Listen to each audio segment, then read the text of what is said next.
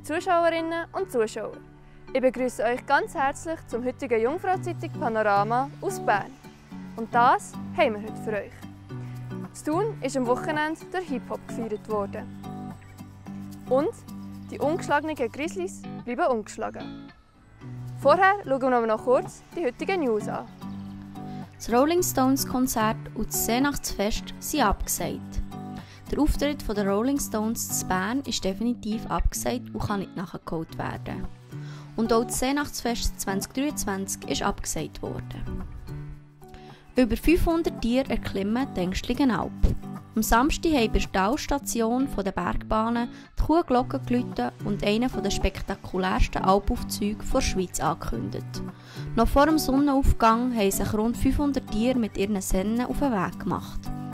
Entlang der 600 Höhenmeter sind alle kräftig vom Publikum angeführt worden, wo extra für den Anfang der Alpzeit angereist ist. Der heisseste Juni in weiten Teilen des Landes.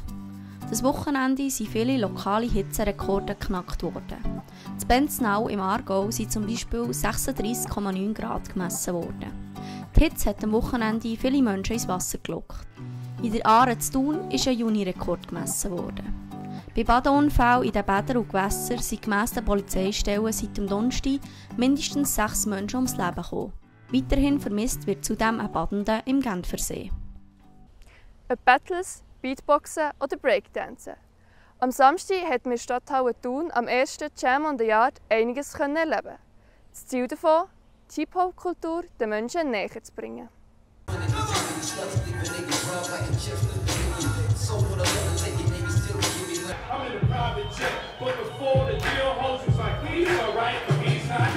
Jam on the Yard ist eigentlich eine mehr ausgeschaffenere Schülervorstellung sozusagen. Also es geht in erster Linie darum, dass unsere Schüler, die wöchentlich einfach ins Training kommen, mal eine Chance haben, einen Auftritt auf der Bühne zu haben. Aber uns ist wichtig, weil wir eigentlich die ganze Kultur vermitteln vom Hip-Hop, dass sie erleben, was eigentlich ein Jam heisst. Nicht einfach, jetzt haben wir irgendwo einen Auftritt, sondern sie sollen miterleben, dass die Sprayer dazugehören, die ganze Kunst dazugehört, dass sie selber dürfen mit einer Dose mal mitsprayen bei einem Bild. Sie sehen Live-Acts, also Musikauftritte, sie sehen Beatbox-Auftritte, sie sehen einen DJ, der am Spielen ist und zum Jam her. Wir haben ein Battle, das läuft.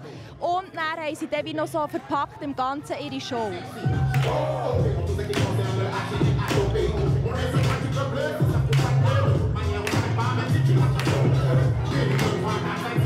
Absolut happy. Ja. Es ist ein extrem heißer Tag und es ist schön, dass die Leute trotzdem vorbeikommen, es ihnen egal ist und einfach alles mal sehen und einen Einblick haben. In diesem Ausmaß nehme ich an, eventuell alle 2 Jahre. Es ist natürlich viel Arbeit dahinter, mit allen Schülern eine 2-Minuten-Show einzustudieren. Es geht ein bisschen länger, als wenn man es vielleicht selber macht. Für viele ist es das erste Mal auf der Bühne. Und sie sollen aber die Gelegenheit haben, das mal zu haben. Dann können sie auf etwas herschaffen. Aber so alle 2 Jahre ist eigentlich das Ziel. Aber alle Jahre einfach einen anderen Anlass. Einfach, ja, dass jährlich sicher etwas läuft, so in diesem Ausmaß.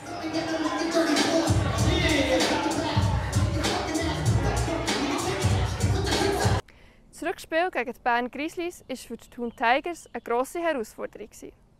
Neben der Hitze ist ihr Kader wegen diverser Verletzungen auf rund 30 Spieler zusammengeschrumpft. Kampflos haben die Oberländer aber nicht aufgegeben. Das wollen wir warten. Das passiert nicht so. Ja, also ich glaube, wir haben damit gerechnet, dass es ein enges Spiel wird, respektive auch schwierig wird zu gewinnen heute. Bern ist dieses Jahr ziemlich oben aus und auch ziemlich weit vorne gegenüber den anderen Teams. Trotzdem war es eigentlich unser Ziel, ein bisschen Schwierigkeiten zu bereiten, vielleicht ein bisschen entgegenzuhaben, in der Ecke, ein bisschen Brüder zu spielen vom Oberland. Und ich glaube, das ist uns ziemlich gelungen. Wir haben bis zum Schluss gespielt. Wir haben gute Szenen in der Defense. Offensmässig sind wir nicht so zur Rolle gekommen. Durch das hat natürlich die Defense viel mehr Spielzeit gehabt, viel mehr Chancen für die Berner halt dann auch Touchdowns zu machen. Deswegen hat es 36 Punkte für ihnen gegeben. Aber grundsätzlich bin ich zufrieden mit ihnen. Ich glaube, was wir machen müssen, ist unser Football spielen und nicht gross schauen, was sie können, sondern wir müssen das, was wir machen, besser spielen und sicher versuchen, gewisse Schlupflöcher zu finden bei ihnen, ja.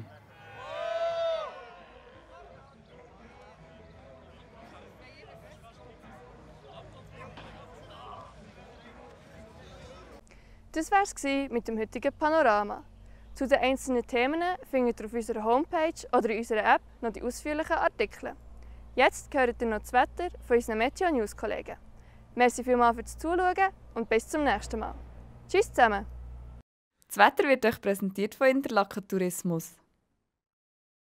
Meine Damen und Herren, einen wunderschönen guten Abend und ganz herzlich willkommen zum Jungfrau Zeitung Wetter für den Kanton Bern. Auch heute war es für die Jahreszeit wieder außergewöhnlich heiß und in den kommenden Tagen ist noch keine grosse Abkühlung in Sicht. Ja, und das sehen wir natürlich auch, wenn wir uns die Strömungsanimation anschauen. Wir sind in einer ziemlich heißen Südwestströmung drin. Allerdings wird jetzt die Luft zunehmend auch ein bisschen feuchter. Das heisst, in den kommenden Tagen nimmt die Gewitterneigung deutlich zu.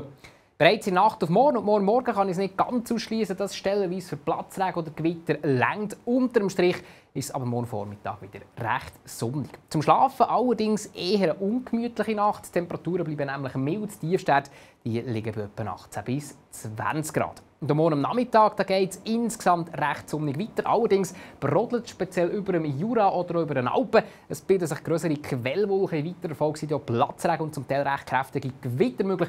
Im Flachland bleibt es wahrscheinlich an den meisten Orten trocken. Die Temperaturen am Morgen wieder über 30 Grad. Die Höchstwerte liegen bei etwa 32 Grad. Am Dienstag geht es insgesamt recht sonnig weiter. Im Verlauf des Nachmittag und Abend gibt es aber zum Teil kräftige Platzregen oder Gewitter, das vor allem über den Bergen. Die Temperaturen reichen heisse 32 Grad. Am Mittwoch ist es dann höchstens so zum Teil sonnig, richtig schwül warm, gibt immer wieder Platzregen und zum Teil heftige Gewitter. Die Temperaturen reichen noch etwa 27 Grad. Am Donnerstag ist es insgesamt wieder recht sonnig. Die Gewitterneigung geht vorübergehend ein bisschen retour. Die Temperaturen steigen nochmal auf knapp 30 Grad. Und dann am Freitag und Samstag sind wir aus heutiger Sicht einer feucht warmen Südwestströmung in. Es gibt immer wieder Regengüsse und Gewitter und die Temperaturen gehen langsam ein bisschen retour. Das war es vom Wetter. Ganz schönen Abend und auf Wiedersehen miteinander.